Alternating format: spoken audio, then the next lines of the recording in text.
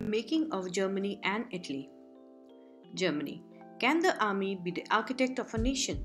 After 1848, nationalism in Europe moved away from its association with democracy and revolution. Nationalist sentiments were often mobilized by conservatives for promoting state power and achieving political domination over Europe. This can be observed in the process by which Germany and Italy came to be unified as nation states. As you have seen, nationalist feelings were widespread among middle-class Germans, who in 1848 tried to unite the different regions of the German Confederation into a nation-state governed by an elected parliament. This liberal initiative to nation-building was, however, repressed by the combined forces of the monarchy and the military, supported by the large landowners, called Junkers, of Prussia. From then on, Prussia took on the leadership of the movement for national unification. Its chief minister, Otto von Bismarck, was the architect of this process, carried out with the help of the Prussian army and bureaucracy.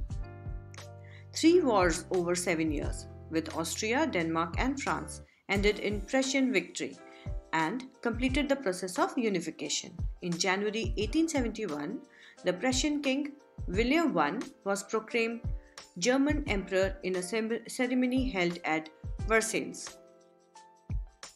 On the bitterly cold morning of 18 January 1871, an assembly comprising the princes of German states, representatives of the army, important Prussian ministers, including the chief minister Otto von Bismarck, gathered in the unheated Hall of Mirrors in the Palace of Versailles to proclaim the new German Empire headed by Kaiser William I of Prussia.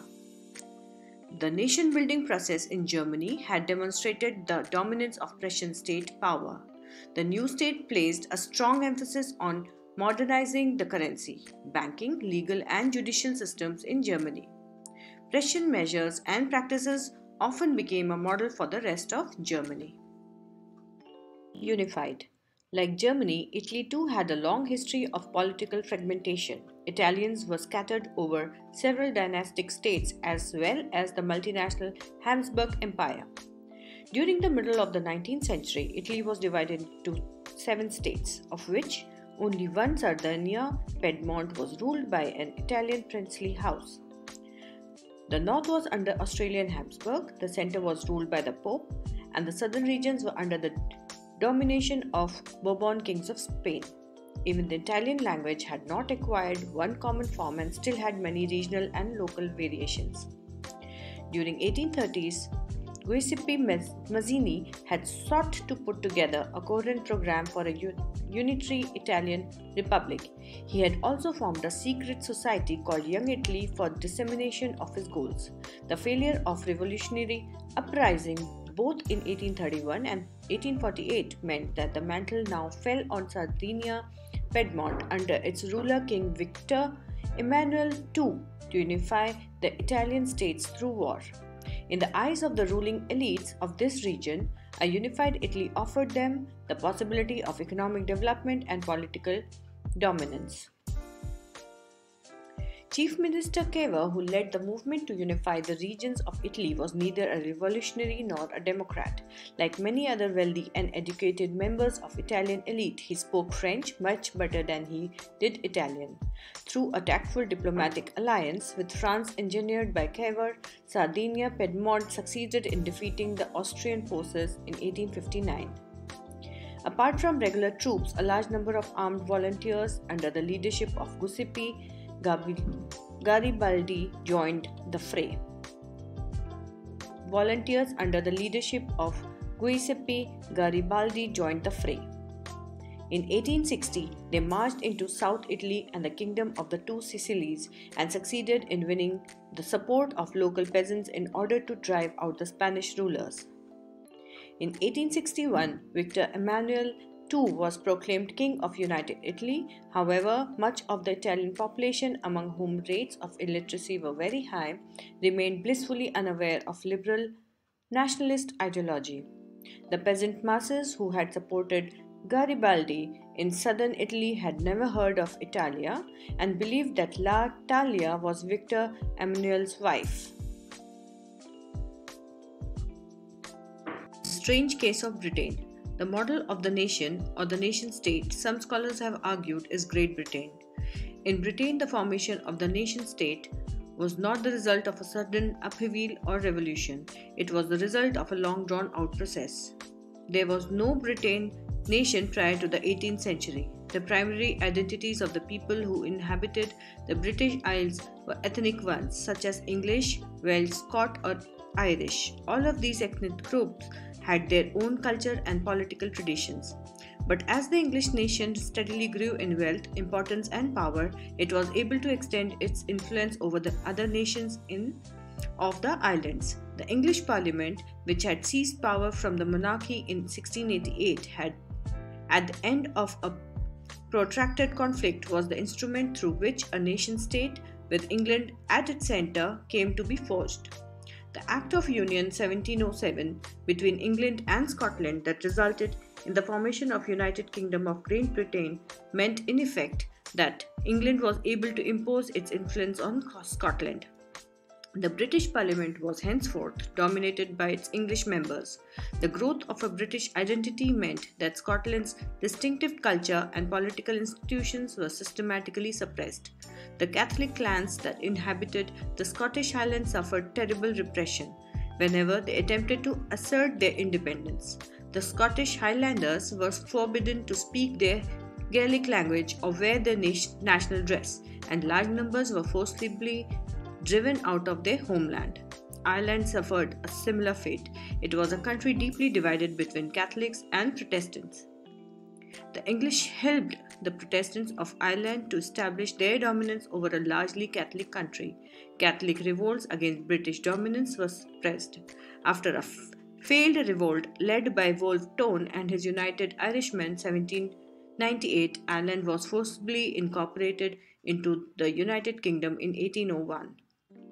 A new British nation was forged through a propagation of a dominant English culture. The symbols of the New Britain, the British flag, Union Jack, the national anthem, God Save Our Noble King, the English language were actively promoted, and the older nation survived only as subordinate partners in this union. Visualizing the nation. While it is easy enough to represent a ruler through a portrait or a statue, how does one go about giving a face to a nation?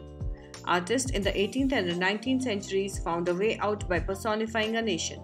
In other words, they represented a country as if it were a person.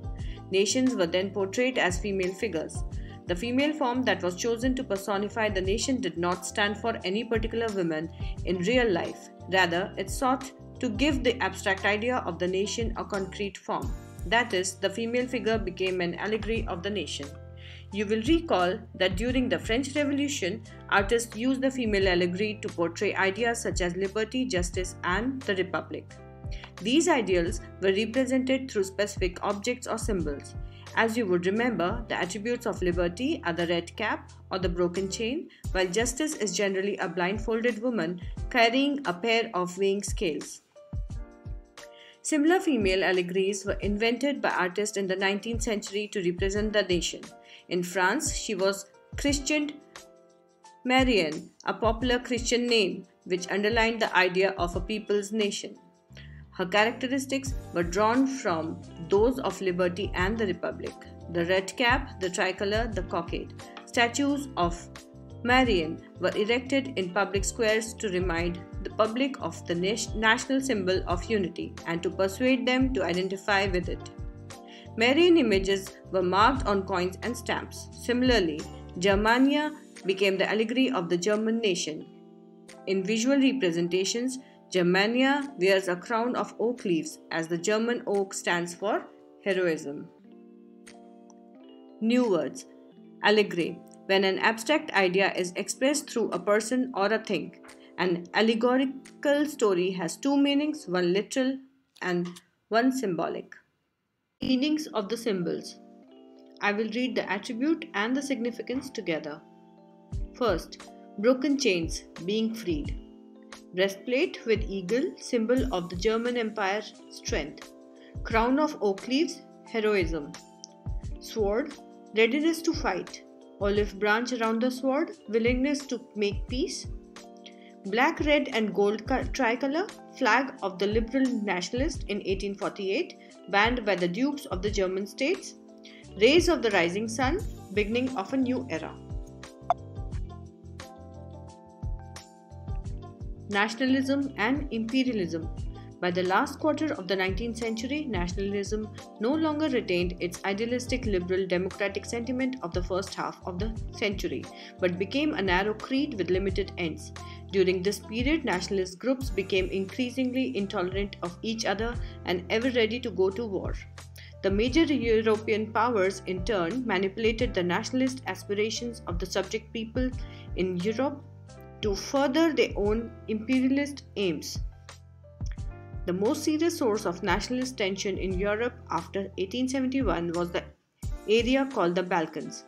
The Balkan was a region of geographical and ethnic variation comprising modern-day Romania, Bulgaria, Albania, Greece, Macedonia, Croatia, Bosnia, Herzegovina, Slovenia, Serbia, and Montenegro, whose inhabitants were broadly known as Slavs.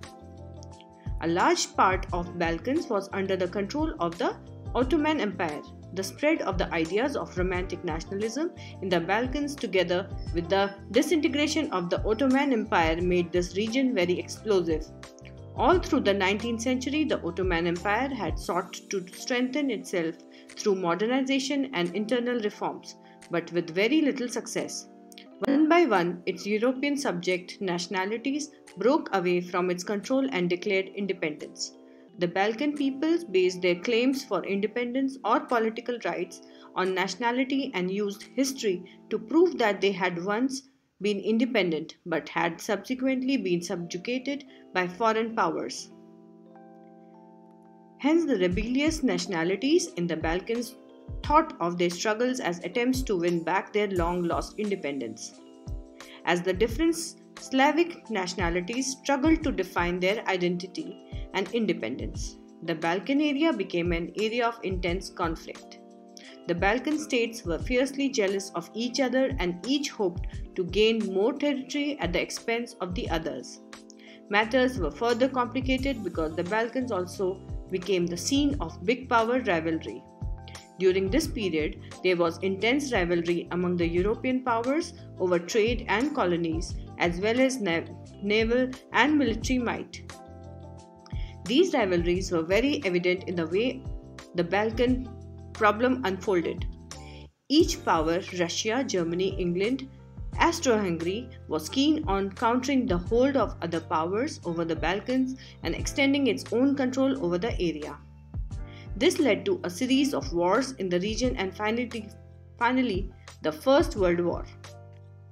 Nationalism aligned with imperialism led Europe to disaster in 1914. But meanwhile, many countries in the world which had been colonized by the European powers in the 19th century began to oppose imperial domination.